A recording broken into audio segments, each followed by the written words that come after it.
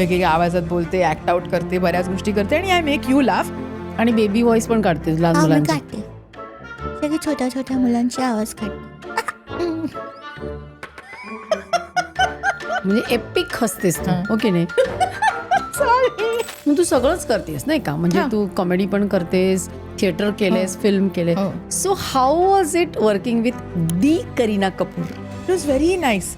आणि ती मला घाबरायची for some strange reason. So I first did Saand ki Aankh. माझ्या बाबांनी पैसे देऊन ती फिल्म बघितली आणि त्यांना त्यांची मुलगी सापडली नाही, त्यामुळे तुम्ही शोधायला जाऊ नका, मी सांगते मी कोण आहे. आणि हा कबीर सिंग मधली जी जाडीबाई धावते ती मी नाही. एक मिनिट, म्हणजे काय हे कास्टिंग होतं कसं आणि कुठे होतं नक्की ते? म्हणजे असं काही अशी कुठली जागा आहे का? सिक्रेट आहे, मी नाही सांगणार. आणि माझं पहिलं वाक्य त्या नाटकातलं होतं की महाराज मत दोहराय वो सह नाही पाऊंगी, महाराज मत दोहराय वो, असं या लेवलला बोलायचं होतं. आणि कशी ते बोललीस? महाराज मत दोहराय गेला. असं करत करत for 9 months he train my voice so much ना की आज मी नाही मला इथं नाही जायचं. पण क्या कर रहा है, किधर जा रहा है, असं कुठेही जाऊ शकते मी. गुगलवर तृप्ती खामकरचे हजबंड खूप आहेत. खूप आहेत. माझ्या आयुष्यात नाहीये कोणी. ही काय ट्रॅजेडीची कॉमेडी आहे यार, खूप मोठी ट्रॅजेडी आहे. म्हणजे 2015 वॉज अ टाइम ना जिथे माझं लाईफ थोडंसं चेंज झालं. I was very depressed. I had no work, I had no money. Extra desperate होते लग्नाला. म्हणजे मी कोणीही चाललं असतं, मला लंगडाय चालेल, कोणी काहीही चालेल मला, असं या लेवलला होते मी. But there was is one person who was an HIV positive. आणि मला असं झालं की हा पण चालेल. नाही पण काय एवढं डेस्परेट? नमस्कार, मी डॉक्टर मंजिरी पुराणिक. सर्व काहीमध्ये पुन्हा एकदा आपलं खूप खूप स्वागत आहे. आज आपल्याबरोबर आहे standup comedian, dubbing artist, theatre आणि film actor Trupti Khamkar. Crew पिक्चरमध्ये करीनाबरोबर काम करताना आलेला अनुभव, निरनिराळे तिचे रोल्स आणि तिने शूटिंगमध्ये, डबिंगमध्ये काढलेले निरनिराळे आवाज, पॉडकास्टमध्ये ज्या काय गमतीदार गोष्टी तिने केल्या, आज इतकी तिने छान माहिती दिली आणि मलासुद्धा तिचं ते गडगडाटी हास्य खूप मजा आली. तुम्हालासुद्धा हा एपिसोड नक्की आवडेल. तर चला बघूया एपिसोड.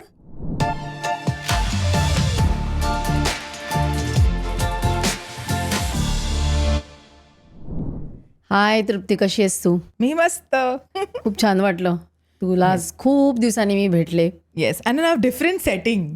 येस, म्हणजे कलरफुल क्लोथ्स आणि किती दिवसापासून आपण ठरवतोय ना Yes. यायचं.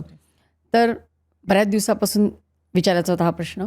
आत्ता तुझ्यासाठी म्हणून मी क्रू पिक्चर बघितला आणि काय मस्त काम केलंयस तू.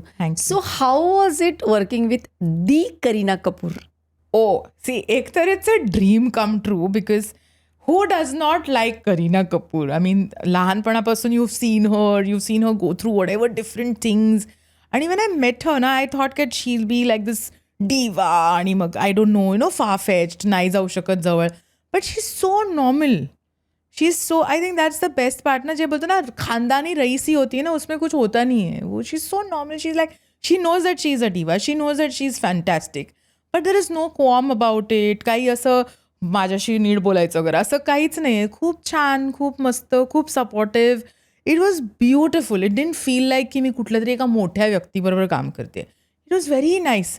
आणि ती मला घाबरायची for some strange reason. Because जो रोलच तसा होता ना. You R catching. मी काय नाही केलं, मी फक्त माझा रोल प्ले केला.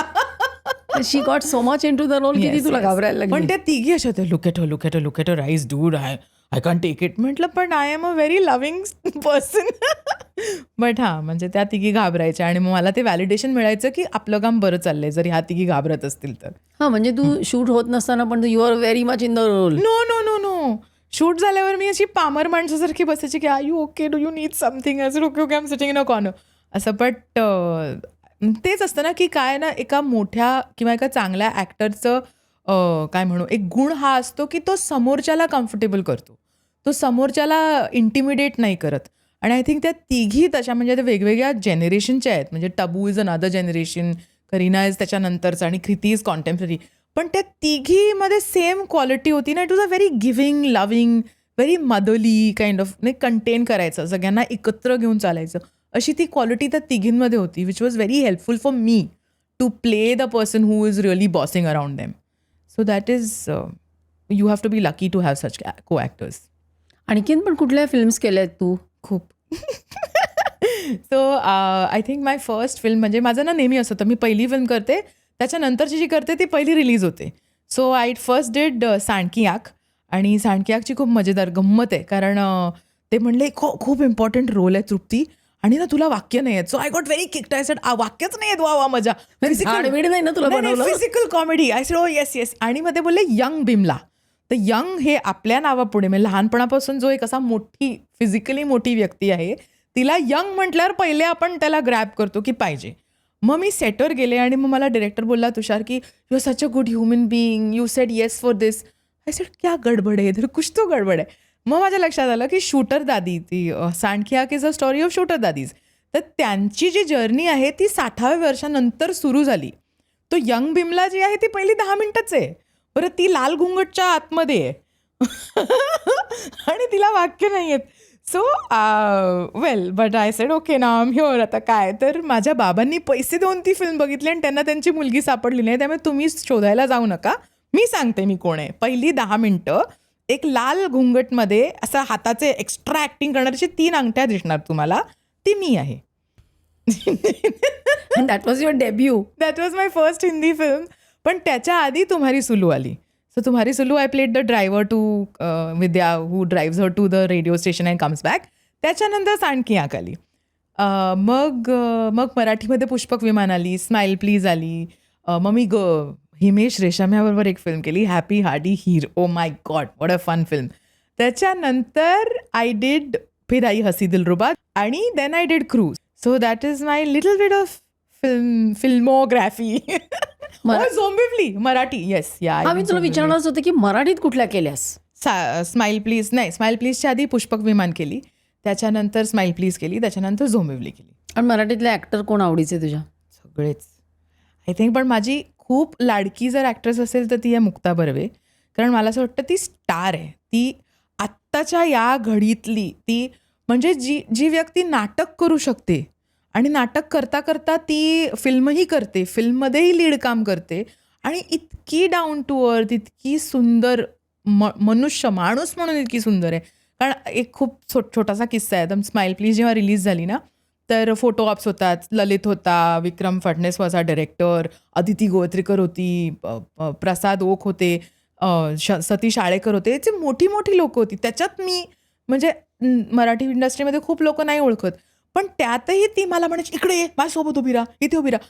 इतकं करायची कोणालाच गरज नसते ना एका मोठ्या स्टारला, like a Mukta Barve who is already the film is on her shoulder. तिच्यासाठी मला बोलवणं ही खूप मोठं जेस्चर आहे, आणि ते दिसतं त्या माणसाच्या कामात दिसतं. I think she is one of my most favourite. Of course खूप आहेत, पण ती माझी माणूस म्हणून पण फेवरेट आहे. आता तू एवढ्या म्हणजे हिंदीत केलंस, मराठीत केलं, पण मला नेहमी प्रश्न पडतो की हे कास्टिंग होतं कसं आणि कुठे होतं नक्की ते? म्हणजे असं काही अशी कुठली जागा आहे का? सिक्रेट आहे, मी नाही सांगणार. असं काहीच नसतं. आता तर खूपच ओपन झालेलं आहे. आधी म्हणजे मी जेव्हा सुरुवात केली तेव्हा मी खूप नाटकं करायचे. म्हणजे मी 1998 पासून मी नाटकं करायचे, आणि मी कॅमेराला घाबरायचे. मला वाटलं नाटकं म्हणजे नाटकं करायचीस. नाही, नाटकं लाईक थिएटर, स्टेज. आणि स्टेज मी मराठी, हिंदी, गुजराती, इंग्लिश, उर्दू या सगळ्या भाषांमध्ये करून झाले. तर मला कॅमेरा नावाच्या वस्तूची भीती वाटायची. कारण तो नाटक लाईव्ह असतं, त्यामुळे तो आला ना की मी घाबरायचे आणि मी फंबल करायचे. पण मी 5,000 लोकांसमोर कुठलंही नाटक करू शकायचे, काहीही करू शकायचे. सो तेव्हा जे ऑडिशन्स व्हायचे ना, म्हणजे 2000च्या आसपास, तेव्हा ते असे असायचे की एका छोट्याशा खोकड्यात 50 लोक सिमिलर दिसणारी बसलेली असायची, आणि मग तुम्ही जायचं आणि विचारायचं डू आय फिट, मग ते असं बघणार, असं करणार. So it is a very like ego crushing kind of an audition, जे आता तसं होत नाही फार. आता खूप ॲक्टर्स आहेत, खूप कास्टिंग डिरेक्टर्स आहेत. फॉर्च्युनेटली यूट्यूब आणि इंस्टाग्राम आणि या सगळ्या गोष्टी आल्यामुळे ते खूप सोपं झालं आहे. आत्ता कास्टिंग डिरेक्टर्सचे इंस्टाग्राम हँडल्स असतात, तुम्ही त्यांना फॉलो करा, मग ते सांगतात कास्टिंग कॉल आहे याच्यासाठी, तर ते नॉर्मली गिव्ह अँड टेक करून होतं. माझी केस थोडीशी वेगळी आहे, कारण मी इतकी नाटकं केली आहेत. म्हणजे मी 100 एकांकिका आणि 42 नाटकं, एवढी 100पेक्षा जास्तच एकांकिका, but I have that many scripts at home. कुठली फेमस केली तू मराठी नाटक? मी झुलवा केलं, जे वन ऑफ द क्लासिक्स आहे. माझं पहिलं हिंदी नाटक अंधायुग होतं, जे धर्मवीर भारतीने लिहिलं होतं when I was 17 or 18 years old. तर ते म्हणजे नाटकं खूप केलीत, बट मुद्दा काय होता मी विसरले. मुद्दा असा होता हा की मी casting. नाटकं केली आणि मग नशीब बरं होतं माझं. खूप वर्षानंतर मला स्टोरीज इन अ सॉन्ग सारखं एक नाटक मिळालं, which is a very beautiful story. म्हणजे शुभा मुद्गल आणि अनिश प्रधान हे कॉन्सेप्ट घेऊन सुनील शानबाग म्हणून एक डिरेक्टर आहेत त्यांच्याकडे आले. त्यांना म्हणले की ना, नेहमी एक गाणं किंवा म्युझिक हे तुमच्या स्टोरीचं बॅकग्राऊंड असतं. We will want to make a play ज्याच्यात द गाणं is on the foreground and the story is the background of the song. So ते असं वन ऑफ म्हणून ते नाटक सुरू झालं, ज्याच्यात मी गेले आणि सुनील मला म्हणाला गाता येतं का? म्हटलं हो मला गाता येतं. आणि मी ट्रक घुसवल्यासारखं गायले तेरी दिवानी, असं प्रीत केला ते असे या लेवलला गायले मी. आणि everybody was like I you sure you want to do this. आणि Shubha Mudgal was very happy with me. With your voice and with your की म्हणजे हा थ्रो की तेरी दिवान या लेवलला मी गायले. तर she was like oh my God what. She like you should start singing now. I said no I am not a singer, I am an actor who can act like I can sing. ती बोली नाही. ती बोली की मी पण 22व्या वर्षी सुरू केलं. म्हटलं मी 28 वर्षांची. ती बोली it's never too late but whatever. So I was a part of that play. आणि मग तो एक वन ऑफ होता, पण ते 11-12 वर्ष नाटक चाललं. तर त्या नाटकामुळे त्याला जी गर्दी आली, त्याच्यामध्ये कास्टिंग डिरेक्टर्स आले, त्यांनी आम्हाला ओळखलं.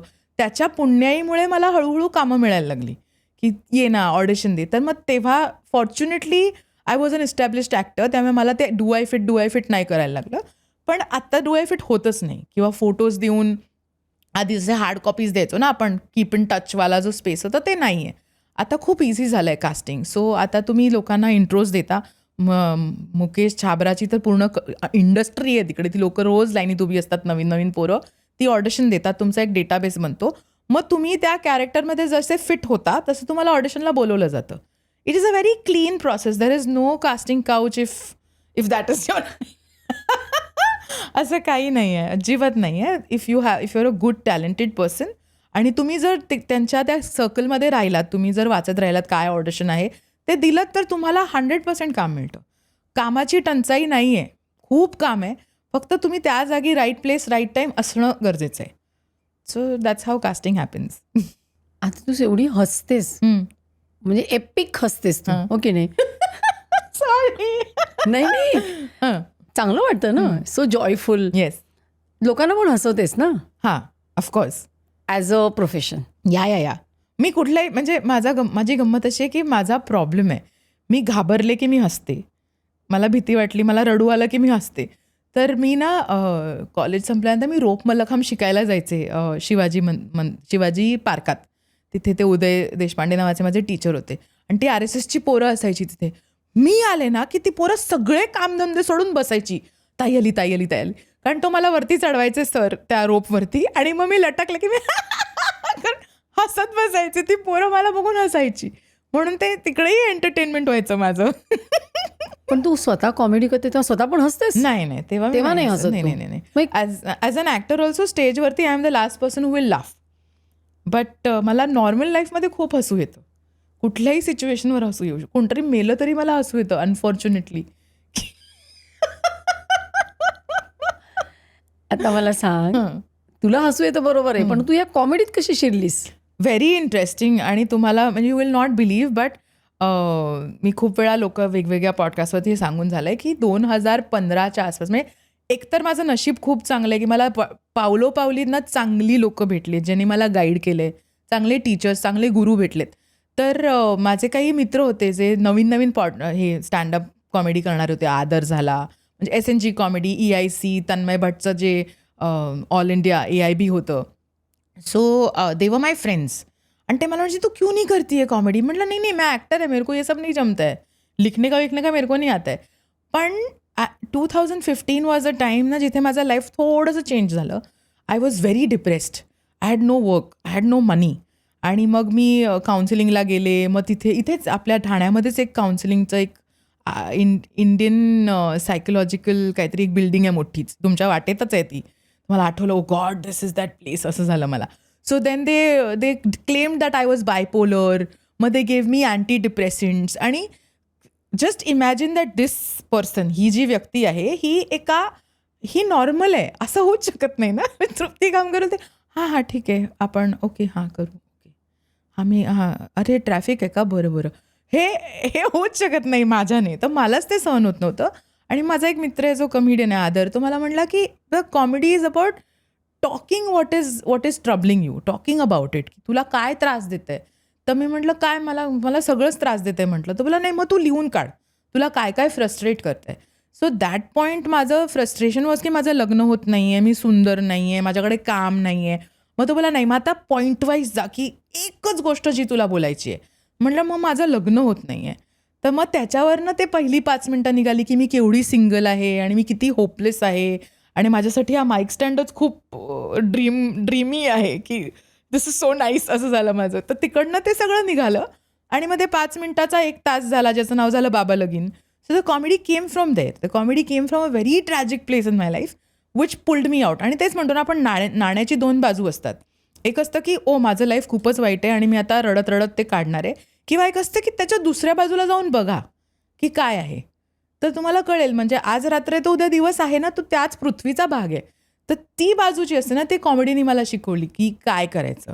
आणि मग आपण आपल्या लाईफमध्ये प्रॉब्लेम असेल तर दुसऱ्याला हसवूया ना, तो तरी 1 तास असेल बिचारा आणि घरी जाऊन रडेल नंतर की oh her life is so cool. So that's how comedy happen to me. पण कॉमेडी म्हटलं की असं वाटतं ना की तुम्ही लोकांना हसवता ना, म्हणजे असं वाटतं की अरे वा यांचं लाईफ एकदम सेट आहे. पण म्हणजे ट्रॅजेडीतून कॉमेडी कशी काय जन्माला येते? तीच तर गंमत आहे ना. Like how Charlie Chaplin said ना, that life is tragedy in close up but it is comedy in wide angle. म्हणजे एखादी गोष्ट सिम्पल आहे. क्रू पिक्चरचं आपण उदाहरण घेऊ. बऱ्याच लोकांनी बघितलं असेल, नसेल बघितलं तर नेटफ्लिक्सवर आहे, बघा. सटल प्लग इन केलेलं आहे. तर not being paid. No not at all, watch it for me. But हां, तर त्याच्यात जे माझं कॅरेक्टर आहे SI माला, ही खूप बिचारी आहे. म्हणजे शेवटी तिला एकटीलाच सोनं नाही मिळत, सगळ्यांना मिळतं त्यांच्या शेअरचं, तिला एकटीलाच नाही मिळत. आणि तिचं काम करते, तिला टिप मिळते की असं असं होतंय आणि ती खूप जेन्युनली त्याच्या मागे आहे, खूप genuine. So I was not acting, I was not funny at all. मी अजिबात काही कॉमेडी करायला नाही गेले. पण तीच आहे ना की ती इतकी फ्रस्ट्रेट होते की चॉकलेटमध्ये आहे का, मग मी चॉकलेट खाते, मग चॉकलेट चावायला जाते, त्याच्यात सोनं नाही आहे, मग ती म्हणते तू पण खा. मग ती सायकआउट होते त्याच्यामध्ये. त्या सायकोनेसमध्ये तुम्हाला फन दिसतं, त्याच्यात तुम्ही हसता. ती मला खूपच बिचारी सिरियस आहे यार, तिचं कोणी ऐकतच नाही आहे. ती म्हणते हे सोना हे टिप्स सही आहे, कोणीच नाही ऐकत आहे. तो दिलजीत पण तिला घेऊन जातो, परफ्यूम की बॉटल आहे वगैरे. अरे म्हणजे मला सोनं पकडायचं आहे कारण मला त्याची. So that's the whole point, की त्या कॅरेक्टरची ट्रॅजेडीच असते जी तुम्हाला फनी वाटते. सो दॅट इज द, मला असं वाटतं काय आहे ना की बघ, जर माझं लाईफ खूप छान असेल ना, त्यात काही क्रिब करायलाच नाही आहे, मग त्याच्यामध्ये काही फनीच नाही आहे. How will you laugh about एखादी व्यक्ती जी मेबॅकमधनं आली, गाडीतनं उतरली, त्याच्यावर आपण हसत नाही. नॉर्मल पब्लिक काय करतं, हो मोठ्या बापाची असेल एवढं बोलून निघून जाता, हसत नाही. आपण हसतो कोणावर, जर कोणाची तरी बाईक पडली किंवा सायकलची चेन निघाली तर आपण हसतो, कारण त्याच्या लाईफमध्ये ट्रॅजेडी झाली. So that is the key to comedy. It can never be great. मग तू लिहितेस कसं, ते लिहून काढतेस का काय करते? What is that process? Because from acting to actually comedy is you are writing your own stuff. आणि आता तू म्हणते की आपल्या आयुष्यात जे घडलेलं असतं ते आपण लिहितो आणि त्याच्या दर्दमधनं काहीतरी वेगळंच बाहेर येतं. And then on that you make others laugh. Yes, it is I think it's a very creative process and very challenging. It is very challenging. एकतर ते खूप लोनली आहे, कारण तुमची गोष्ट तुम्हालाच माहिती असते. मग बरेचदा लोक म्हणतात अरे याच्यामध्ये हे लिहिणं, तसं तर की तुझ्याबरोबर झालंय, माझ्याबरोबर नाही झालंय हे ना, शांत राहा, तू तुझं लिही, मी माझं लिहितो, असंही होतं. नंतर ती प्रोसेस इतकी काय म्हणू ना, इतकी इंटेन्स होत जाते. इंटेन्स आहे, खूप क्लिष्ट आहे. कारण लोकांना असं वाटतं अरे मी चायच्या टपरी पे तो मी हसात आहे लोक को, but comedy is not that. कॉमेडीमध्ये तुम्हाला लिहायला लागतं. मग त्याच्यात काही टेक्निकॅलिटीज आहेत की तुमचा सेटअप काय आहे, तुमचं पंचलाईन काय आहे, तुमचं हुक काय आहे. कारण मी बोलत राहिले तर पहिली 5 मिनिटं मी बोलले आणि त्याच्यात जोक नसेल ना तर ऑडियन्स बोर होणार. So then you have to evaluate your words, की माझ्या किती वर्ड्स नंतर हा सेटअप संपतोय, कधी पंचलाईन येते. मग ते मी एक्सेल शीटमध्ये लिहिते की मी एकेका लाईन म्हणजे hi my name is Trupti, I am a girl, I am this many years old, I am single. इथे कुठे 4 वाक्य आली पण पंचलाईन नाही आलंय. मग त्याच्यामध्ये you have to put in a punchline की hi I am Trupti, I am a girl किंवा आय एम अ फिमेल असं म्हटल्यावर I just look at myself and it becomes funny. So I have to bring the audience to laugh. तुम्ही हसला नाहीत तर माझं stand up पुढे जाणारच नाही. सो ते सगळं कॅल्क्युलेट करायला लागतं की हे झाल्यावर हे ॲक्ट आउट आहे, मग ही पंचलाईन आहे, मग पंचलाईनच्या नंतर एक टॅग टॅग टॅग. सो काही लोक खूप फनी असतात, like Vipul Goyal, he is very good at writing. तो एक सेटअप लिहितो, एक line, next is a punchline, मग next is a punchline, then that becomes a good quality content. माझं खूप कॉमेडी येत नाही कारण मला लिहिता येत नाही. मला हे कळलेलं आहे की मी एक कॉमिक टायमिंग असलेली ॲक्ट्रेस आहे आणि एक स्टोरी टेलर आहे. त्यामुळे मी तुम्हाला इंटरेस्टिंग स्टोरी सांगू शकते. मी 1 तास तुम्हाला धरून ठेवू शकते. Not necessary that you will laugh at every line that I say. So तुम्ही जर मला बघायला आलात तर कदाचित तुम्ही हसणार नाही, but you will be entertained. Then that is not standup comedy. Standup comedy has to be, there is a setup, there is a punchline, there is a tag. So it's a very complicated, very scientific, structured गोष्ट. आणि आता सध्या stand up कॉमेडीला खूप चांगले दिवस आलेत हो. नाही. सतत काहीतरी कुठेतरी चालू असतं, हो. सगळ्या भाषांमध्ये चालू असतं. आणि मला असं वाटतं लोकांना कुठेतरी एक थोडा स्ट्रेस जाण्यासाठी जायचं, हसायचं, परत यायचं. I think it is picking up very well, right? It is definitely. म्हणजे आता ह्याच्या थोड्या आधी खूप जास्त पिकअप झालं. आता अनफॉर्च्युनेटली झालं की प्रत्येकाला वाटतं मी स्टँडअप कॉमेडी करणार आणि मग ऑडियन्सच नाही आहे. कारण प्रत्येकजण कॉमेडियन आहे. तर तो थोडासा मला त्याच्यातला एक हे वाटतं की that is the minus point in it. But it is good ना की जितकी लोक कॉमेडी करू, कारण comedy is very therapeutic also. म्हणजे तुम्ही स्टेजवर नाही गेलात पण जरी तुम्ही स्वतःच्या आयुष्याला बघून त्याच्यावर हसू शकलात तर त्याच्यासारखी दुसरी कुठली गोष्टच नाही आहे. सो आय थिंक कॉमेडीला बरे दिवस नाही आलेत, आपले बरे दिवस आलेत because of comedy and because it is spreading a lot. बरोबर आहे. पण मला एक सांग की मग तू स्टोरी टेलिंगचे पण प्रोग्राम्स करते का? नाही अजून. यू शुड स्टार्ट दॅट ना. या आय शुड या. आणि या हसण्याचं काय करतेस कॉमेडीमध्ये? काही नाही होऊ शकत. मी माझ्या स्वतःच्या शोमध्ये जर कोणी बघितलं असेल तर मी फार हसत नाही. माझ्याकडे वेगळ्या गोष्टी आहेत करायला. मी वेगवेगळ्या आवाजात बोलते, ॲक्ट आउट करते, बऱ्याच गोष्टी करते आणि I make you laugh. But खूप इंटरेस्टिंगली माझे जितके मित्र जेव्हा खूप कॉमिक्सतान आणि ते स्पेशल झाले होते आदरचं आणि हे कौतुकचं आणि ह्या सगळ्यांचं, तर ते सगळे माझ्या जवळचे मित्र आहेत. तर ते मला बोलवायचे की आज एनिवे आपण सेवा करायला पोचतोच ना, सेटअप, लाईट, इकडे कॅमेरा, ह्याव ट्याव.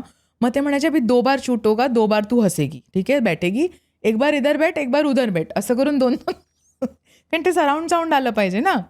आणि मग लोक हसतायत असं. हां, पण आता काय होतं, कधी कधी लोक खूप कॉन्शियस होतात कारण लाईट्स असतात, मग त्यांना हसायचं असतं पण हसू येत नाही. मग मी हसणं सुरू करते. माझ्या हसण्यावर लोक हसतात. Laughter club. Yeah it's contagious in a way. आणि मग thanks to my amazing skill that I have in different voices मी हसते. तर मग मी एकीकडे एका वेगळ्या आवाजात सुरू करते, ऑडियन्स असायला लागले की त्याच्यात एक डबल ट्रॅक मारते दुसऱ्या आवाजात वगैरे. सो माझ्या मित्रांनी खूप फायदा उचललाय माझ्या हसण्याचा. आणि यू शुड नो दिस, हास्य जत्रा नावाची जो एक शो आहे त्याच्यात मी पुष्पक विमान नावाचं एक फिल्मचं प्रमोशन करायला गेले आणि त्याच्यात त्यांनी माझे स्टॉक शॉट घेतले. आणि पुढचा 1 वर्ष ना त्या हास्य जत्राच होतं का मला आठवत नाही, झीवरती होतं, ते माझे स्टॉक शॉट लावायचे. आणि मी स्टँडअपला गेले एकदा, म्हटलं तुम्ही मला ओळखता का? तर बोले हां, तुम्ही ते त्याच्यात असता हसता रोज बसून. म्हटलं ही माझी ओळख आहे. रोज येऊन हास्य जत्रा ती हसते. म्हटलं आणि सेम कपडे घालून असते. तुम्हाला इतकं नाही कळलं की ही कपडेही वेगळे नाही घालत, ती त्याच कपड्यांमध्ये बसून हसते. बट या, so they use my laughter. You should have charge them ना. एक कोणीतरी येऊन कंटिन्युअस हसवतंय लोकांना. म्हणजे तूच ऍक्च्युली हसवतेस. मीच. वेल, लेट्स स्टॉप. बट हां, सो माझ्या लाफ्टरची खूप गंमत आहे. आणि ऑनलाईन पण खूप हे केलेत ना तू कॉमेडी शो मध्ये. बरंच असं काहीतरी मध्येच घुसून बिसून असं काहीतरी. हो, अरे दॅट्स व्हेरी इंटरेस्टिंग. सो टिस नावाचा एक पॉडकास्ट आहे माझ्या मित्रांचा. तर आदर, नेव्हिल, वरुण ठाकूर आणि कौतुक हे 4 करतात. तर एकदा त्यांनी, मी आदरच्या घरी असेच बसले होते, तर बोला मेरे को रात को शूटिंग करने का है पॉडकास्ट. म्हटलं हां ठीक आहे. तर बोला आज हम लोग हॉरर स्टोरी कर रहे हैं. तर म्हटलं ओ नाईस. म्हटलं मला भीती वाटते, मी आज जाऊन बसते. बोला अरे नाही, सुन मी अंधार करणार आहे आणि मी या 4-3 सांगितलं नाही की तू घरी आहेस, तर तू एक काम कर, तू ना फक्त मागून जा, इकडनं तिकडे क्रॉस कर आणि तिकडनं इकडे क्रॉस कर, किंवा फक्त क्रॉस कर आणि खालून जा आणि परत क्रॉस कर, असं काहीतरी कर. मी तो म्हटलं, जेव्हा "Okay." तेव्हा तो झूमवर आहे. तो झूमवर आहे, त्याच्या एवढा त्याचा कॅमेरा आहे आणि तो मला इधर से असं खाली क्रॉस कर आणि मग खालून परत जा आणि परत क्रॉस कर. सो इट्स व्हेरी मॅजिकल की आता परत असं मिस्टिरियस. हां. So I did it very quietly. आणि नेव्हिल शाह आहे तो खूप भित्रा आहे, खूप जास्त भित्रा आहे. तर तो घाबरला, तो बोला आधार तेरे पीछे कोई है. अरे कोई नहीं है, मैं घर पे अकेला हूँ, कैसे होगा. तेरे पीछे कोई तो है. आणि मग थोड्या वेळाने तो बोला लेट्स इन्व्हाइट अ गेस्ट. आणि मग मला बोलवलं आणि मी माझ्या आजीनी काही भूताच्या गोष्टी सांगितल्या होत्या, त्या मी त्या पॉडकास्टवर सांगितल्या. आता गंमत अशी आहे की तुम्ही जर गुगल केलं तर तृप्ती खामकरबद्दल खूप गोष्टी तुम्हाला दिसतील की हे केलंय, हे केलंय, हे केलंय, अमुक केलंय, तमुक केलंय, तृप्तीज हजबंड वगैरे असं खूप काय काय आहे. मी will come to that later. Who is your husband, I who also is don't know. Invisible. You tell I am going to come to that, but you finish the story now. So but काही लोक मला टिसवरती ह्या मुलीने आजीची भूताची story सांगितली होती म्हणून ओळखतात. So I think podcast has that kind of reach also. म्हणजे काही लोक जे काहीच बघत नाहीत ना ते पॉडकास्ट बघतात. Yeah so I think you are also doing a great job and adding Thank you. People's entertainment and value of course. Yeah आणि युअर इयर. मग ते भूताचं काय झालं? काय नाही त्या भूताचं काय होणार. कोणीतरी घाबरलं असेल ना. कोणतरी नक्कीच नेव्हिल शाह घाबरला, आमच्या पॉडकास्टवरचाच माणूस घाबरला, त्यामुळे काय मज्जाच आहे. खूप मजा आली. त्याला घाबरवायला मला आवडतं. तो एकदा असाही घाबरला होता की मी कुठेही झोपते आणि आम्ही चाललो होतो NH7 नावाचा जो फेस्टिवल होतो तिकडे आम्ही मुंबईहून पुण्याला चाललो होतो आणि मी गाडी चालवत नसेल तर मी 3.5 सेकंदाला झोपते, मिनिटही नाही लावत मी. तर मी अशी झोपले होते, अशी आणि गाडी चालवताना नाही झोपत. अजिबात नाही. म्हणजे मी झोपेत असेल तरी मी नाही झोपत, अशी चालवते मी गाडी. मी ऍक्टर नसते तर ड्रायव्हर असते, हे मी जाहीर केलंय आता. आणि तू रोल पण केलायस एकदा. हां, तो मी केलाय. कारण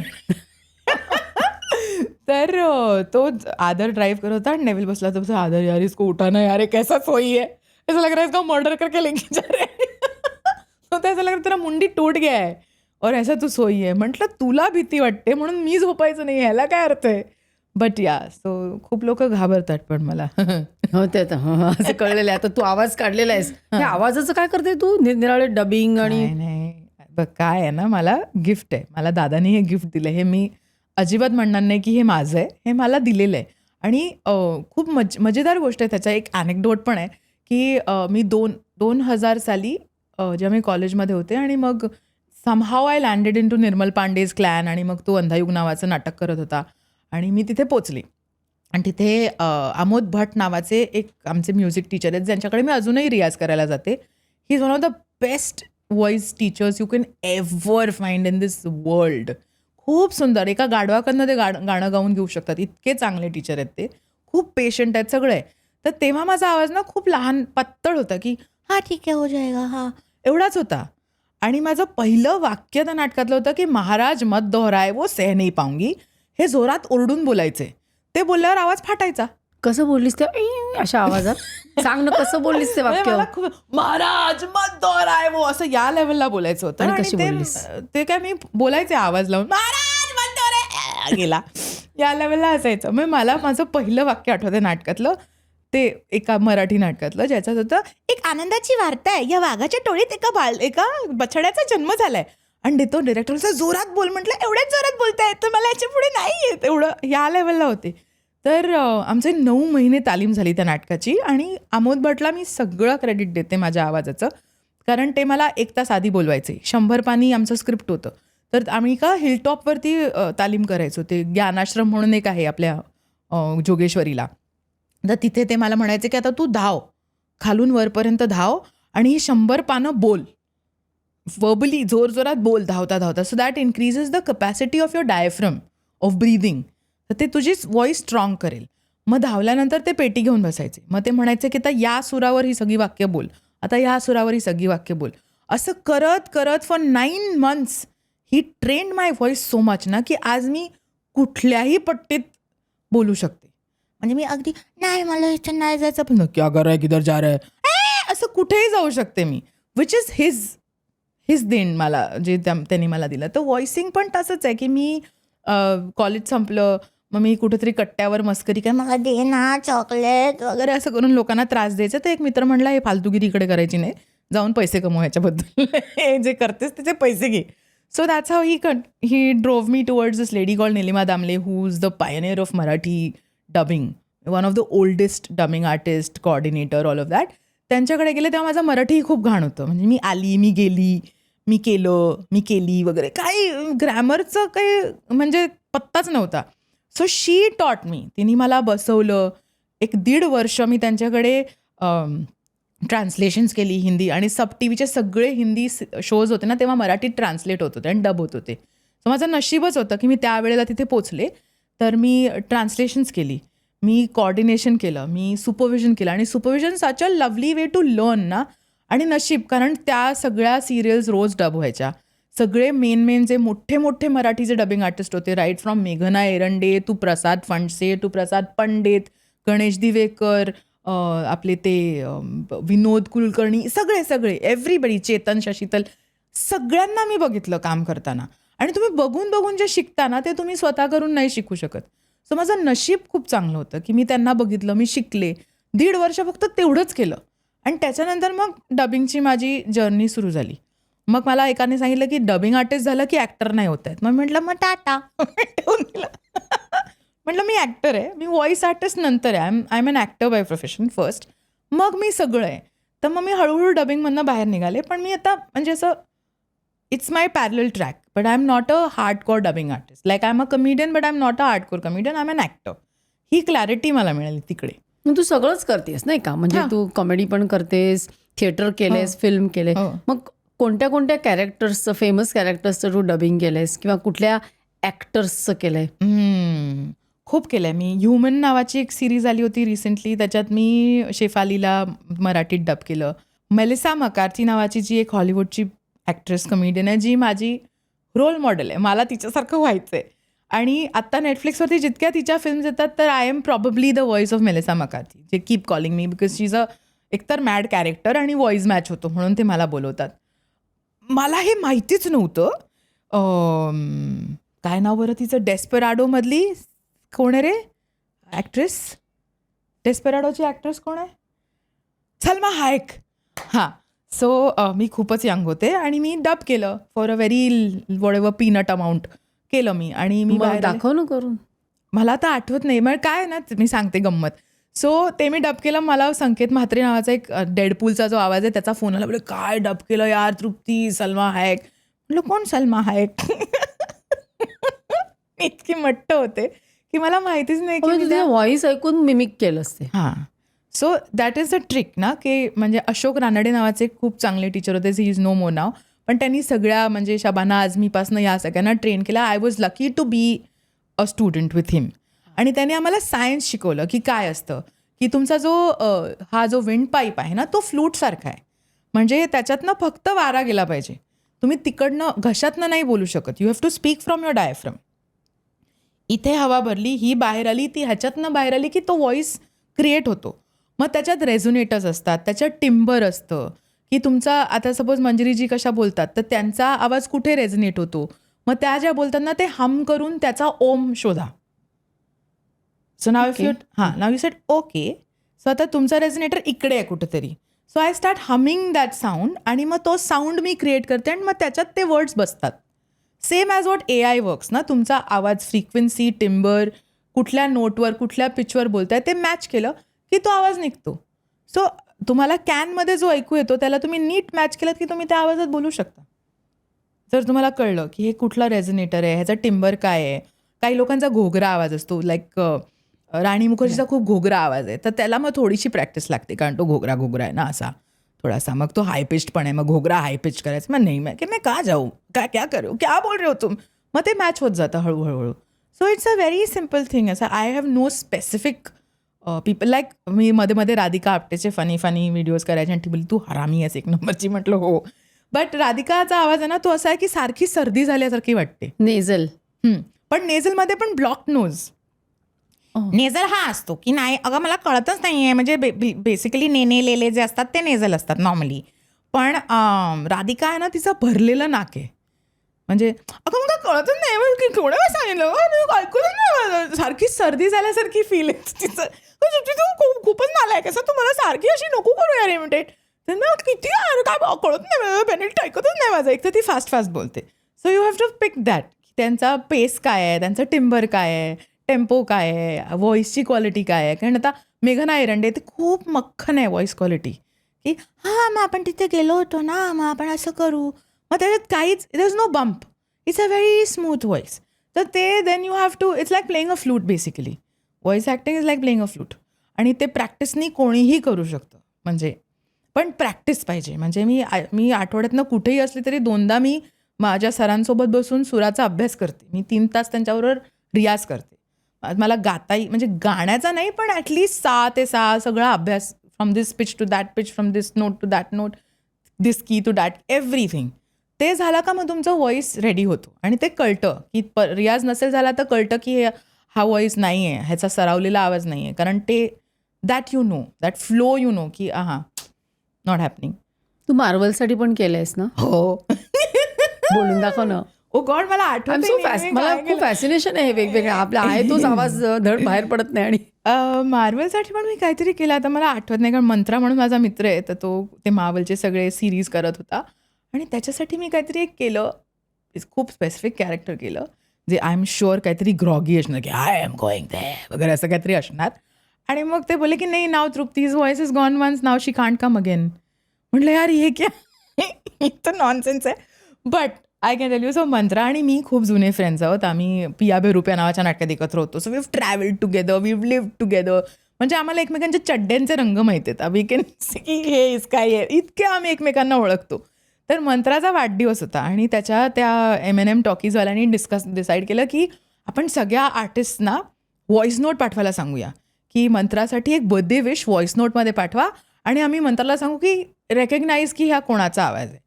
तर मी पाठवलं आणि ही कुडंट रेकग्नाईज बिकॉज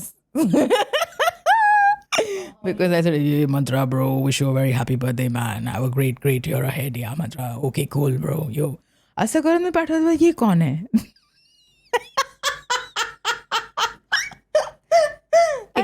एखादं स्पेसिफिक डबिंग सांग ना जे लोकांना भयंकर आवडलं आणि तुला पण आवडलं खूप.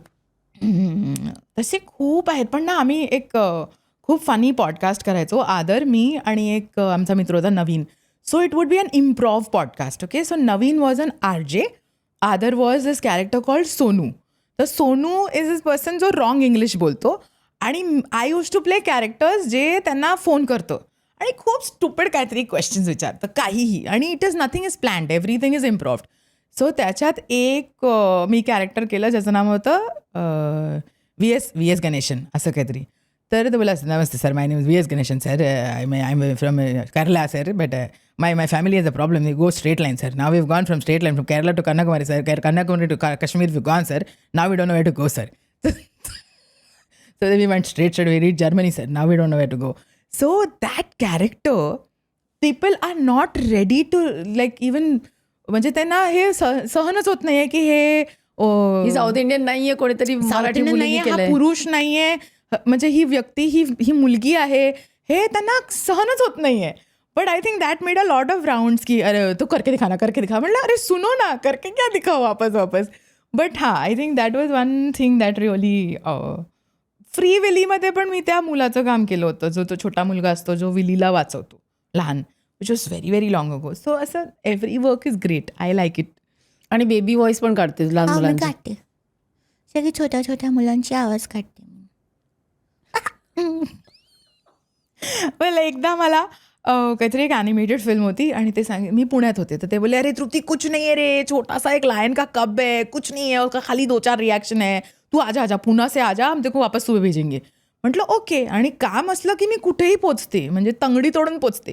तर मी म्हटलं ओके ठीक आहे पाठवा गाडी. तर मी आले आणि मला वाटलं अर्ध्या तासात होईल. ते पिल्लू अख्ख्या फिल्मभर होतं आणि ते काही बोलत नाही आहे, पण ते मध्ये म्हणजे 4 तास तेच करताय. म्हटलं सर आपने मेरे को आधा घंटा बोला तो 4 घंटा यही कर रही हूँ मैं. पण ते अख्खं संपवलं. But that was a very challenging आणि मजेशीर. कारण आपण त्या गोष्टी, मजा ही आहे ना की व्हॉइस आर्टिस्ट हा तुमच्या कॅरेक्टरला अजून फुलवून काढू शकतो. कारण तुम्ही एक अभिनय केलात, त्याच्यात खूप वेळा ॲक्टर्सना खूप एक्सप्रेसिव्ह असतात पण आवाजात तो एक्सप्रेशन येत नाही. तर वाचिक अभिनय जो आहे तो तुम्हाला तिकडच्या तिकडे बसून माईकवरनं फार न हलता ते क्रिएट करणं, ही जी मॅजिक आहे ना ती कधी कधी खूप फुलवून आणते त्या गोष्टीला. So that little baby, that cub was having a lot of fun. मला 4 तास बसायला वगैरे करून पण तू नुसता आवाज नाही करत, तू तोंड पण करतेस, एक्सप्रेशन्स पण देतेस. How do you bring it on? That is because you know acting. Yes, of course. पण हे this I use in aircraft. Okay, लहान मुलं जी असतात ना, जी भोकाड पसरतात, ती रडली ना की आपण त्यांच्या आवाजात रडायचं की ते कन्फ्यूज होतात. त्यांच्यासमोर रडायचं की ते असं आपल्याला कोण कॉम्पिटिशन. झिरो. हा, मग त्याचं की ह्या व्यक्तीकडनं हे एक्सपेक्टेड नाही, हा आवाज हा कसा आला, तर ते असे बघत आणि झोपून जातात. मग वापर चांगला करतेस. Yes yes, I use all my skills everywhere. So it's fun. ते लग्नाचं काय आहे म्हणजे गुगलवर तृप्ती खामकरचे हजबंड खूप आहेत. खूप आहेत. माझ्या आयुष्यात नाहीये कोणी. ही काय ट्रॅजेडीची कॉमेडी आहे. अरे यार, खूप मोठी ट्रॅजेडी आहे. म्हणजे आय थिंक जसं मी म्हटलं 2015 आय स्टार्टेड कॉमेडी बिकॉज माझं लग्न होत नव्हतं आणि मी खूप एक्स्ट्रा डेस्परेट होते लग्नाला. म्हणजे मी कोणीही चाललं असतं, मला लंगडाय चालेल, कोणी काहीही चालेल मला, असं या लेवलला होते मी. काय एवढं डेस्परेट पाहिजे बाबा लग्न करून द्या, या लेवलला होते. कारण आय डोंट नो, बिकॉज आपली सोसायटी पण अशी आहे ना की नाही होणार, मग तू काय करणार, मग तू मुलगी आहेस, मग एकटी मुलगी, असं खूप काय काय असतं. बरेचदा मी खूपच इंडिपेंडेंट आहे आणि मी खूप स्ट्रॉंगही आहे, त्यामुळे मला असं नाही वाटत की मला एका पुरुषाची गरज आहे. पण घरात पाल आली तर काय करायचं, म्हणून नवरा पाहिजे, हाकला पाहिजे. काय उपयोग आहे हा. तुम्ही काढू शकता का पाल घरातनं? मी कधी ट्राय नाही केलं. But then what will you do? जर घरात पाल आली तर काय करणार? अच्छा, म्हणजे नवऱ्याचा हा उपयोग नवीन आहे. पुरुष पाहिजे बाबा पालीसाठी. बाकी मी गाडी चालीन, पंक्चर टायर चेंज करीन, घरातल्या पालीचं काय ते करायचं? सगळं करशील तू, तासन तास ड्राईव्ह करशील, हो, हो. टायर पंक्चर काढशील, कुठेही जाशील एकटी अमेरिकेला, इकडे तिकडे, पण पालीसाठी मात्र नवरा घरात पाहिजे. हो. आणि मला तेच वाटतं, एक स्ट्रॉंग मुलगी असेल किंवा एक स्ट्रॉंग बाई जी असते, तिला ना छोट्या छोट्या गोष्टींसाठीच एका पुरुषाची गरज लागते, असं मला वाटतं. की अभि मैं बहुत थक गया ना, अभी मेरे को पाणीपुरी खिला. लाड करायला पाहिजे नवरा. ऑफकोर्स ना, म्हणजे किती आपण एवढी जगाची सेवा करणार, कोणीतरी आपली केली पाहिजे ना. तर तेव्हा मला खूप असं वाटायचं की मला हे करायचंय.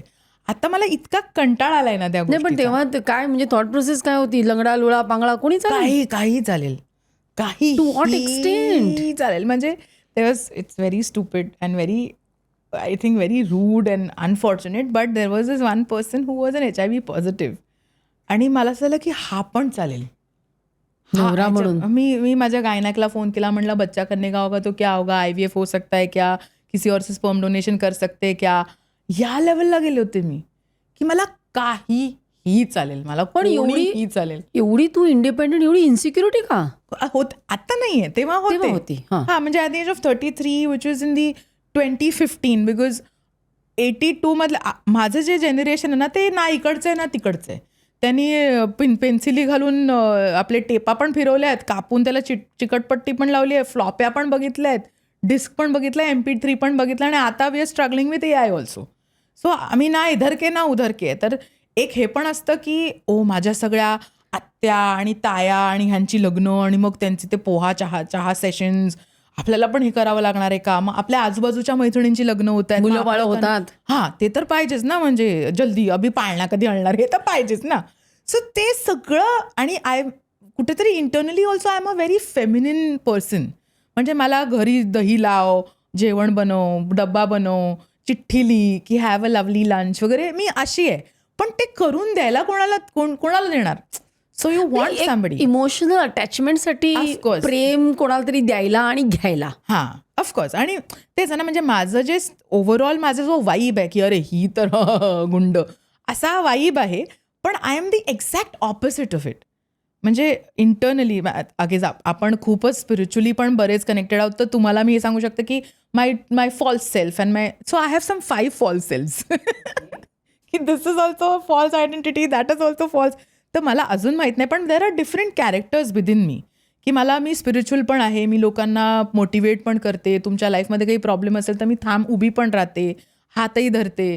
मी मस्ती पण करते. म्हणजे लोक हे म्हणतात की तुने सिगरेट कप छोडा. मी कधीच सिगरेट नाही प्यायले आयुष्यात, दारू नाही पित आयुष्यात. पण मला बघून असं वाटतं की ही गेलेली आहे वाया, ही नक्की दारू सिगरेट पित असणार, ही नक्की काहीतरी करत असणार 100%. तर ते माझा तो वाईब आहे.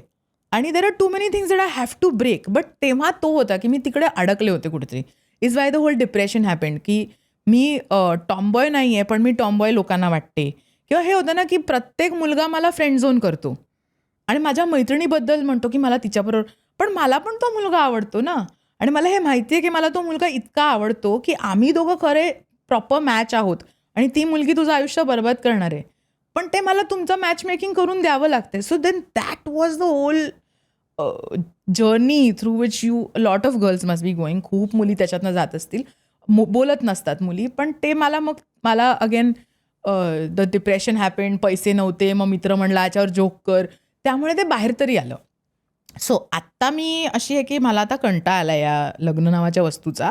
ती जेव्हा व्हायची असेल तेव्हा ते होईल, नाही तर नाही होणार. पण आताच्या जनरेशनला जरूर नाही वाटत लग्नाची. नाही, आता नाही आहे तसं.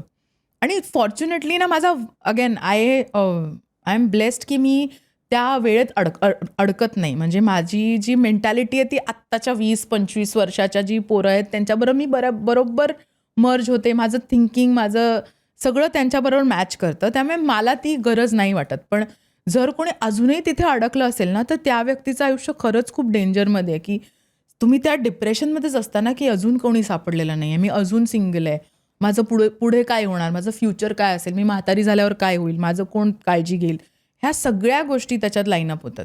पण ते मला असं वाटतं प्रेशर एक सोसायटीचं असतं, ऑफकोर्स घरच्यांचं असतं की, आणि अजूनही केवळ ती एक माइंडसेट आहे, लग्न झालं पाहिजे, मग मुलं झाली पाहिजे, मग भले तुमचं लग्न सक्सेसफुल होईल नाही पण हे या ह्याच्यातनं गेलं पाहिजे तुम्ही. पण थिंग्स आर चेंजिंग, नाही का? ते आर चेंजिंग डेफिनेटली. अगेन तेच आहे ना की आता 2020 पॅन्डेमिक नंतर हे ना खूप स्ट्रॉंगली वर आलं की लोकांना कळायला लागलं की माझी ताकद काय आहे, मी सक्षम आहे, मी इंडिपेंडेंट आहे.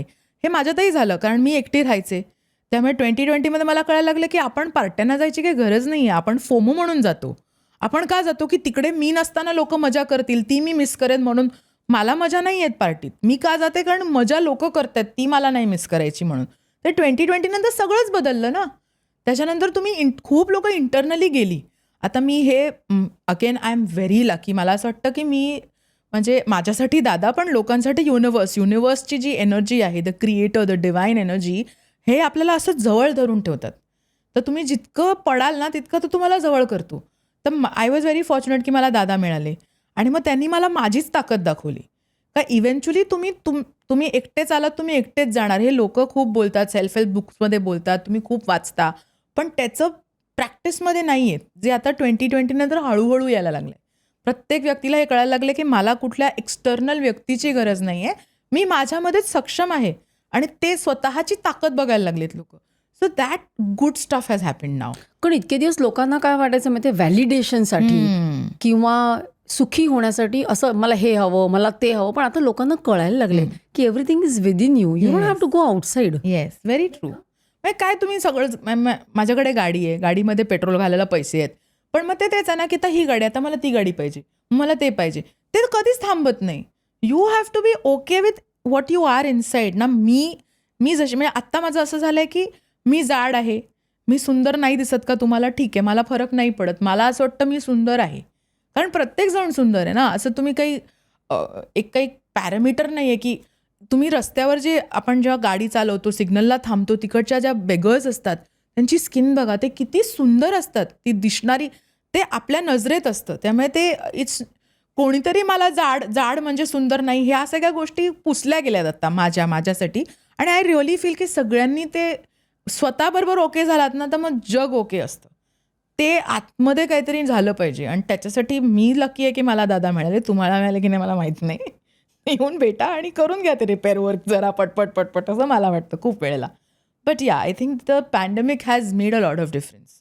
म्हणून आत्ताच्या लोकांना असं वाटत नाही की आपण पॅन्डेमिकमध्ये डिवोर्सेस पण केवढे झाले ना, कारण तुम्हाला कळायला लागलं की नाही सहन होणार हे 24 तास या माणसाबरोबर नाही राहता येणार. हां, कारण तुम्ही इंडिव्हिज्युअली पण एक आयडेंटिटी आहात ना. मग ती दुसरी आयडेंटिटी माझ्या ह्याच्यात मागच्या जेनेरेशनचं काय व्हायचं की तुम्ही लग्न केलं तर आता तुम्हाला ते पुढे न्यायचंय, commitment was a compulsion.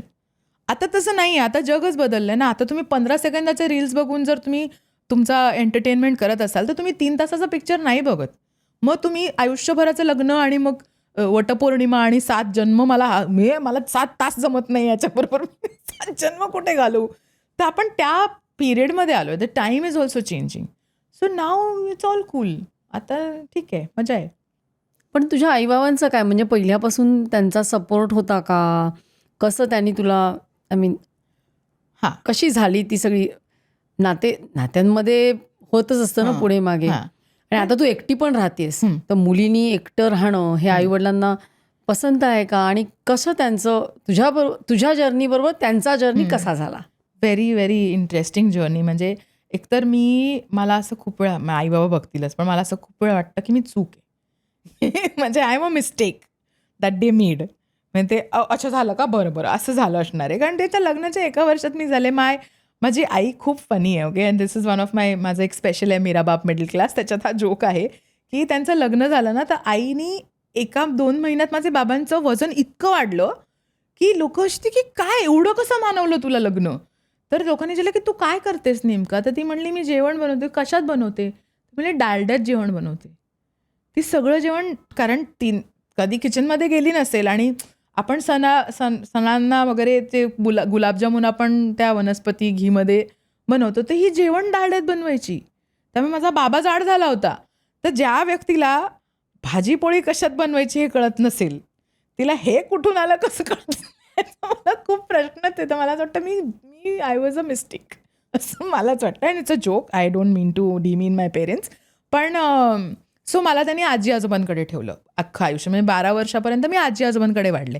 So I have been an independent child since then. आणि ते असं म्हणायचं की हे तुझं आयुष्य आहे, आम्ही तुला दाखवणार की इथे खड्डा आहे, त्या खड्ड्यात तू पडायचं की नाही ते तू ठरव. कारण पडल्यावर पण तूच बाहेर यायचेस. आम्ही तुला सांगणार ते बघ तिकडनं बाहेर येत, मग तुला कसं यायचं ते तू ये. तर ते म्हणजे they never stopped me from anything. त्यांनी मला सपोर्ट जरी नसेल केला की हां नाटक कर किंवा अमुक कर, पण नको करू नाही म्हटलं. I think that is a biggest support. आणि मला खूप इंडिपेंडंट लहानपणापासून बनवलं. म्हणजे ते म्हणायचे अभ्यास करायचा का नाही तू ठरव ना, परीक्षा तुझी आहे ना, पेपर तू लिहिणार आहे, फेल झाली तर तू फेल होणार आहे, आम्हाला काय. So then you become more responsible. मी जेव्हा 25व्या वर्षी घरही सोडलं तेव्हा तेच माझं म्हणणं होतं की मी एका टाईप ऑफ घरात राहते. म्हणजे माझ्या फॅमिलीचं एक स्ट्रक्चर आहे. ते स्ट्रक्चर मी मोडून जर लग्न करून दुसऱ्या स्ट्रक्चरमध्ये गेले तर मला काय हवं ते मला नाही कळणार. मेरे को दाल आटे का भाव ही नहीं समझ में आएगा की आलू कितने में मिलता है मुझे पता ही नहीं चलेगा. लॉन्ड्रीमध्ये मशीन कधी आपण लावतो हेच नाही कळणार. त्यासाठी मला एकटीला राहायचं होतं की ॲटलिस्ट मला काय आयुष्यात काय लागतं, वरण भात कसा बनवतात, तांदूळ किती रुपयाला येतात, मग वरण कसं खराब होतं, फ्रीजमध्ये कसं ठेवावं लागतं, कपडे कधी धुवावे लागतात म्हणजे ते परत वापरता येतात, इस्त्रीला कसे द्यायचे, मग ते मोजायचे कसे, हा व्यवहार तुम्हाला घरातनं बाहेर पडल्याशिवाय नाही कळत. So even then they supported me. म्हणजे तेव्हा पण माझ्या बाबांनी मला सपोर्ट केलं की हां आपण घर घेऊ तू राहा. सो कधीच असं नव्हतं की oh God what is this nonsense. हे मला तरी माझ्यासमोर तरी त्यांनी नाही केलं. ऑफकोर्स त्यांच्या मनात झालं असेल, कारण ते टिपिकल मिडल क्लास SBIमध्ये काम करणारे आई बाबा आहेत तू बिचारे. एकुलती एक मुलगी आहे. नाही, मला लहान बहीण आहे, पण तिला तर मी पेव्ह करून दिलं ना सगळं. तिच्या दृष्टीने चांगलं झालं तिला. आणि ती चिल आहे, ती आईबाबांबरोबर राहते. शी इज अन इव्हेंट्स मॅनेजर. हो. सो ती तिचं करत असते. सो मोठा माणूस असतो ना त्याला लय फटके पडतात. त्यांनी तुला चांगलं सपोर्ट केलं. हो डेफिनेटली. म्हणजे I am very lucky to have that set of parents. म्हणजे तेव्हा मला असं वाटलं असेल काय आई बाबा आहेत, कसे मारतात, मला पकडून धुतात सगळं. एक मारलीची गोष्ट. सो मला ही गोष्ट एवढी आठवते कारण लहान मुलांचे डॉक्टर होते, डॉक्टर आठवले. त्यांचं नावही आयरॉनिकली आठवलेच आहे. दादरला सेंट्रल साईडला कुठेतरी. आणि मी 4 वर्षाची, मी 5 वर्षाची असेल आणि माझी बहीण 1-1.5 वर्षाची, मी 6 ती 2 असं काहीतरी. सो ते पूर्ण दिवस ते तुमचं सगळं करतात ना, आय टेस्ट, हे टेस्ट, ते सगळं टेस्ट करतात. मग संध्याकाळी ब्लड टेस्ट होते आणि ते ब्लड टेस्ट जवळजवळ 1 टुच्चू कसं आणि ते मग त्यांच्या त्या काचेच्या प्लेटवर घेतात. तर माझ्या पुढची मुलगी रडायला लागली. ती रडायला लागली म्हणून मी रडायला लागले, मी रडायला लागले, माझी बहीण रडायला लागली. ठीक आहे, आता मी म्हणलं मी नाही. तर माझ्या बाबांनी मला इतकं मारलंय तिथे की माझ्या तोंडातनं रक्त आलं. इतकं मारलं माझ्या बाबांनी. आणि मी ते रक्त दिलं नाही. नंतर मग एका लोकल डॉक्टरकडे GPकडे जाऊन ते ब्लड टेस्ट केलं. बट मला ट्रेनमध्ये आई म्हणली एवढं करण्यापेक्षा तिकडे एक सुई टोचून काढलं असतं. So that has been my journey. म्हणजे मला खूप मारले, धड पकडून धुतलंय, मारले, सगळं झालंय. कशाबद्दल तू अशी एवढी रिबेलियस नटोरियस होतीस का? I was rebellious, I will not say no. म्हणजे मला नाही म्हटलं की मी तेच करायचं, की मला हे करायचंच आहे, आता तुम्ही काय वाटेल ते करा. म्हणजे मी 3रीत असताना माझा वाढदिवस होता, रविवार होता, आणि त्याने मला ह्याला अभ्यास कर. मला आला राग, आणि माझा जुलैमध्ये असतो वाढदिवस. मग ते फ्रेश असं त्यांचा वासही गेलेला असतो, असे नोटबुक्स होते नवीन, ते मी सगळे नोटबुक्स मधून फाडले रागात. आणि मी अख्खं 3रीचं वर्ष त्या अर्ध्या पत्रावळ्यांवरती काढलं. बापरे. बट हा, म्हणजे माझे बाबाही रागीट होते, त्यामुळे ते काही पहिलं, म्हणजे मी कधी कंप्लेनही केली ना, म्हणजे खेळता बाबा यांनी असं केलं की बाबा खाली येऊन पहिले मला मारायचे, म्हणायचं कशाला खेळली त्यांच्यासोबत. सो मी फटके लय खाल्लेत, खूप फटके खाल्लेत आयुष्यात. But I have lot of love for my father. कारण आपल्याला कळायला लागतं की ह्या व्यक्तीलाही माहिती नाही आहे काहीच, ते पण त्याच्यातनंच निघालेत, त्यांना पण तेच झालं असणार. He was the oldest son, त्यांनी त्याच्या मागे 4 छोटी भावंड. He only knew that much. So you can't blame him, and he is been a very loving father. सो त्यांनी प्रेमापोटीच मारलं असेल मला. तेव्हा मला असं वाटलं की काय मारतोच आता माझा बाप मला, असं वाटलं असेल. But I am very happy and I am very grateful की माझे हे आईबाबा माझ्या आईबाबा म्हणून मिळालेत, कारण they have also supported me. खूप शिकलीस ना तू. आणि हो, नसतं मारलं तर मी नसते झाले ना ॲक्टर. ते पण आहे ना की मग मी जॉबच केला असता, SBI मध्येच कुठेतरी कारकून म्हणून बसले असते. ते हे जे धक्कामुक्की झाली त्याच्यातनं मी आज इथे येऊन बसले, त्याच्यातनं मी काहीतरी सीक केलं. मला स्पिरिच्युअलिटी दिसली, मला नाटक दिसलं, मला फिल्म दिसली, मला व्हॉइसिंग दिसलं, कारण ते कुठेतरी आउटबर्स्ट काढायचा होता, त्याच्यातनं ते सगळं निघालं. So this was needed. आणि मला असं वाटतं ते बऱ्यापैकी इव्हॉल्ड असणार, कारण इतक्या वर्षांपूर्वी मुलीला ऍक्टिंग करू देणं, इतकं सगळं वेगवेगळ्या प्रकारचे आर्ट फॉर्म्स करू देणं, एकटीला चल तू घे राहायला जागा आणि तू एकटी राहा, हो, हे सगळं सोपं नाहीये त्यांच्यासाठी सुद्धा. नाही, कारण ते त्यांच्यासाठी कठीणच आहे. म्हणजे मला आठवतं मी जेव्हा पहिल्यांदा असं ठरवलं की मी घर सोडून, म्हणजे मी भाड्यावर राहायला जाणार आहे, आणि ती बिल्डिंग पण SBIचीच होती, तर मी सगळं तयारी केली घेऊन. माझी एक दुसरी फेलो ॲक्ट्रेस होती, आम्ही दोघींनी ते घर घ्यायचं ठरवलं, सगळं झालं, शिफ्टिंग होणार, अर्धे कपडे वपडे नेऊन ठेवले. मग रात्री मी काहीतरी करत होते आणि मला एका डायरीमध्ये एक पत्र सापडलं, जे माझ्या आईने माझ्यासाठी लिहिलं असणार, पण ते माझ्यापर्यंत पोचलं नव्हतं. त्याच्यात तिने लिहिलं होतं की तुला काय गरज आहे जायची. मग त्या बिल्डिंगमध्ये सगळे माझ्या ऑफिसची लोक आहेत, मग ते विचारणार की मुलगी घरापासून लांब का आहे. तर मी ते वाचल्यावर I chickened out. I just said मला नाही, I am not moving in. So it was a very sad thing for that girl, जी ऑलरेडी माझ्या बेसिस, म्हणजे माझ्या भरोशावरती तिकडे राहायला गेली होती. तिला मी डिच केलं. पण म्हणजे तेच आहे, माझे आईबाबा कधी बोलत नाहीत, ते कधी एक्सप्रेस नाही करत, पण ते असं कुठेतरी आपल्यालाही कळतं ना की ठीक आहे, मग हे मला नाही करायचं, इतकं मला तुम्हाला, I don't want to bring shame to you. मला तुम्हाला सोसायटी क्वेश्चन करेल असं काही करायचं नाही आहे, but I will still find my way out. मी दबून नाही राहू शकत, मी त्याच्यातनं काहीतरी मार्ग काढून निघणार बाहेर. सो ते मी हळूहळू केलं. मग मी गोरेगावलाच, म्हणजे बोरिवलीत नाही राहिले, गोरेगावात राहिले. मग काही वेळा ते सांगायचं नाही ती दौऱ्यावरच गेली आहे, कारण त्यांना पण ते सोशल प्रेशर असतं ना, की ते मग मला खूप वेळ म्हणायचे की मग काय तू फिरत असतेस का. म्हटलं हो मी फिरत असते, मी दौऱ्यावर असते असं सांगितलं. कुठे किती दिवस दिसला, म्हणलं नाही दौरा होता, मी नाही राहत मुंबईत. आत्ता हळूहळू लोकांना कळायला लागलं की ती राहते गोरेगावात, आणि इट इज ओके. म्हणजे आय थिंक 25 आपणच आहोत, इंडियन लोक आहेत ना जे आपल्या पोरांना धरून ठेवतात. तुम्ही बाहेर कुठल्याही देशात जा, 18 नंतर म्हणतात निघ बाहेर आणि कर तुझं काय करतोस ते. आपणच आपले भरवत राहा, डाळ भात वरण भात खा रे, आल्मंड्स खा, वॉलनट खा, हे खा करून त्यांना ठेवतो आपल्या पोरांना, जाऊच देत नाही. So I think Indian people should learn की let go and let them fly. Let them learn to fall, stand up. नाही तर नाही होणार ते. नाहीतर मग ते पुरुष बायकोमध्ये पण आईच शोधतात, माझा रुमाल कुठे, माझं टी-शर्ट कुठे, असंच होतं ना मग ते इव्हेंच्युअली. लग्न न करता सुद्धा तुला भरपूर अनुभव आहे. माझ्या मैत्रिणी बोलतात ना तू कितनी लकी आहे म्हणून. नवीन पिढीला नकोच आहे हे सगळं. खरंच नको आहे. मग आता पुढे काय, आता काय पुढे आणखी नवीन काय करणार, कारण तू सारखं काहीतरी नवीन नवीन शोधत असतेस, नाविन्यपूर्ण काहीतरी हे करा ते करा असं जर चालू असतं. आता नवीन काय? आता नवीन असं आहे की काहीतरी जुनं पुढे नव्याने सुरू करायचं आहे. आणि एक मंजिरी पुराणिक नावाच्या डॉक्टर आहेत, ज्या माझ्या फ्रेंड आहेत, तर त्यांनी मला असं सांगितलं की आपण एक क्लब चालू करूया, which is a podcasters and a comedian club. So already तू ती घोषणा किक्ड अबाउट इट. म्हणजे हे जे नवीन छोटंसं जे असं सीड आहे आपल्याकडे, हे ह्याच्याबद्दल मी खूप किक्ड आहे. आणि जे मला असं असतं की काम है तो उठा लो, जे काही काम असेल ते मला झाडं लावायच्यात मी जाईन, काय काय काय बाथरूम धुवायचंय चला जाऊया, असं मला काम हवं असतं. घरी बसून नाही, मला शांतपणे कॉमेडी लिही म्हटलं की ते नाही होत माझं. तू आता नवीन काय करणार आहेस नवीन काही तेच. आहेत का प्रोजेक्ट? नाही, अजून काही नाही. I have audition for some. आणि हा कबीर सिंग मधली जी जाडीबाई धावते ती मी नाही. 1 मिनिट, म्हणजे काय? अरे कबीर सिंग मध्ये एक जाड बाई, म्हणजे ऑफकोर्स मी त्याची ऑडिशन दिली होती, पण ते होतं की ती जाड बाई आणि ती झाडू घेऊन धावते, एवढंच काम होतं. म्हटलं हे काम मी करत पण लोकांना नसते. का वाटतं तू आहेस ती? कारण ती जाड आहे आणि ती कामवाल्या बाईचं काम केलं तिने. असे स्टिरियोटाईप्स आहेत आपल्याकडे पण तू लाईफमध्ये. कुठे आता कामवाल्या बाईचं काम करते? आत्ता ना, पण मी किती वर्ष तेच काम केलंय. म्हणजे अर्बन कंपनीची कामवाली बाई, धर्मा फिल्म्सची कामवाली बाई, मी कुठली कुठली कामवाली बाई केली सगळीकडे. म्हणजे पण असं काहीतरी हल्ली म्हणजे मी असं बघितलं, असं ज्या Marathi upcoming middle aged actress असतात त्या अशी त्यांना बरीच कामवाल्या बाईची हो ना. कामं का मिळतात अशी? कारण ते अनफॉर्च्युनेट टाईपकास्ट आहे बेसिकली, की तुम्ही मराठी आहात, तुम्हाला मराठी बोलता येतं, तुम्ही मराठी ॲक्सेंटमध्ये हिंदी बोलू शकता, आणि जाड असेल तर मग बाईच. म्हणजे काय, म्हणजे मी असे कपडे घालून ऑडिशनला जाते तर वाव कितनी अच्छी दिख रही है तृप्ती, साडी लाई क्या, असं विचारतात. म्हणजे विचारायचे. आणि टिपिकल ती अशी बॉर्डरची साडी नेसणार आणि असं करणार. येस. आणि मी सगळी, म्हणजे मी UKची एक टेलिव्हिजन सिरीज आहे ज्याचं नाव आहे बीचम हाऊस. मी लंडनला जाऊन ईलिंग स्टुडिओमध्ये 1.5 महिना शूट करून आले. आणि भांडेवाली. काय होते, कामवाली कामवाली बाई. I was a wet nurse, but म्हणजे तेच ना, कामवाली बाई. आणि the best part is that, so आम्ही लंडनमध्ये इंटिरियर सगळं लंडन ईलिंग स्टुडिओला शूट केलं, एक्सटिरियर सगळं इंडियामध्ये शूट केलं.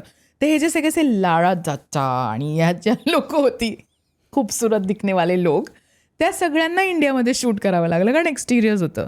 हू went to London to shoot at Ealing studio was the kaamwali बाई.